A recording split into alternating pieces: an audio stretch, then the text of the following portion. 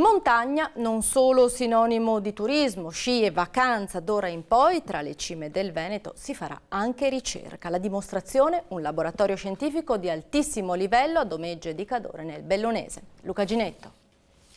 L'obiettivo che ci siamo prefissati, cioè quello di diventare un punto di eccellenza per i talenti e soprattutto per i nostri talenti.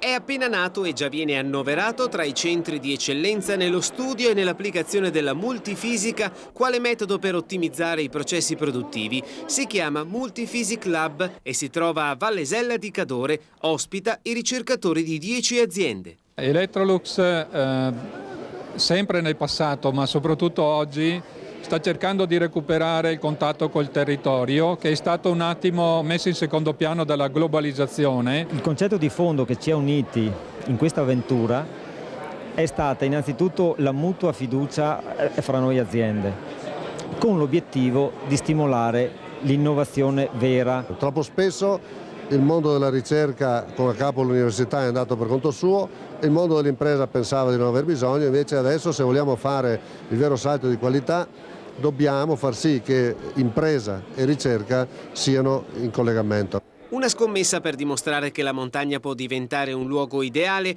dove promuovere la ricerca. Faccio sempre paragone con la collina che usano i ricercatori americani, no, per fare ricerca.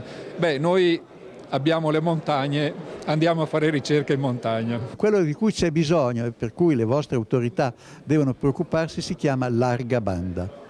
Larga banda e larga banda.